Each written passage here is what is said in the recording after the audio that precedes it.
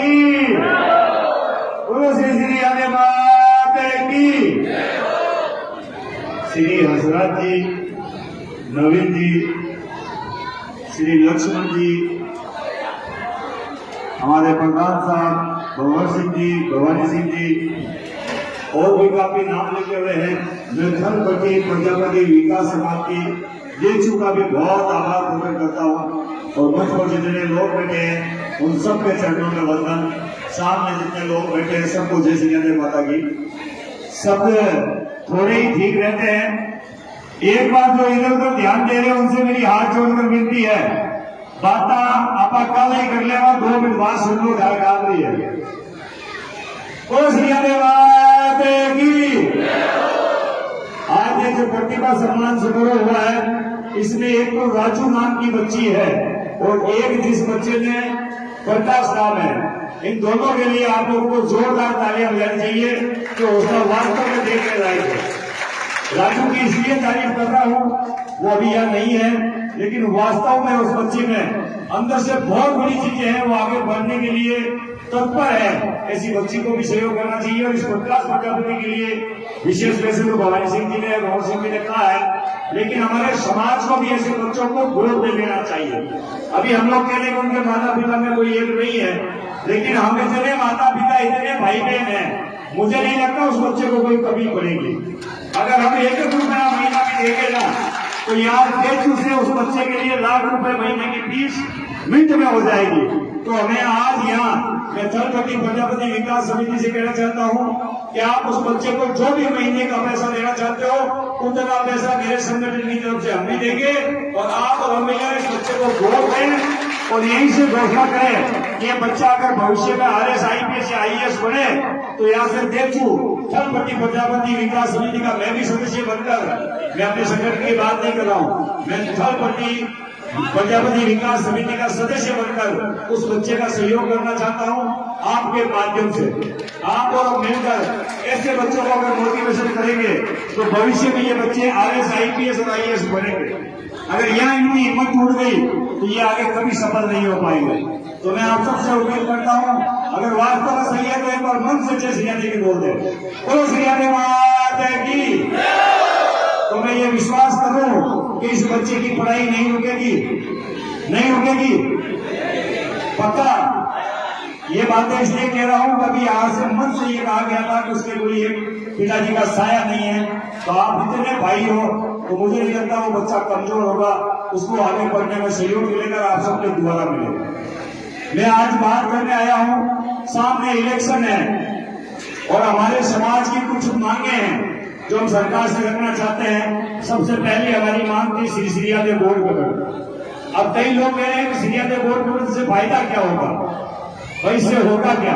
सबसे पहले तो कैलेंडर में आपकी कुलदेवी का नाम आएगा, तो भारत के किसी भी इतिहास में, किसी भी किताब में मां श्री राधे का नाम नहीं है। ये हमारे लिए शर्म की बात है, गर्व की नहीं है।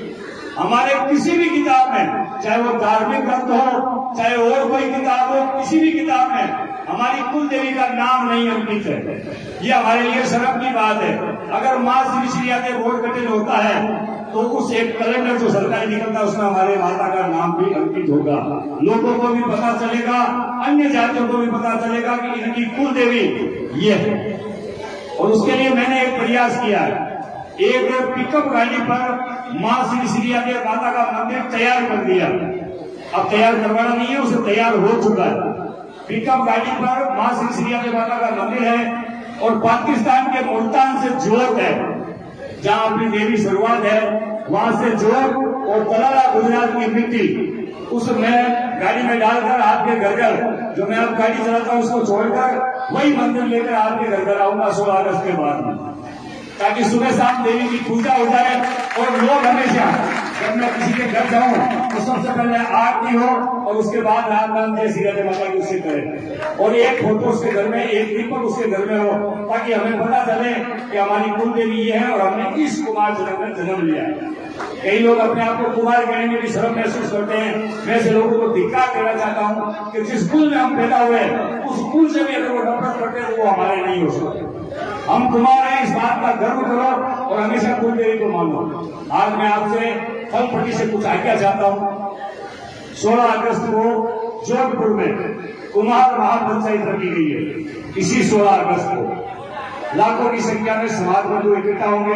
तो मुझे उम्मीद है देशों से भी और आसपास के गांवों से भी 16 अगस्त को माताएं बहनें सब मिलकर गाड़ियां बसें करके वहां तक पहुंचेंगे।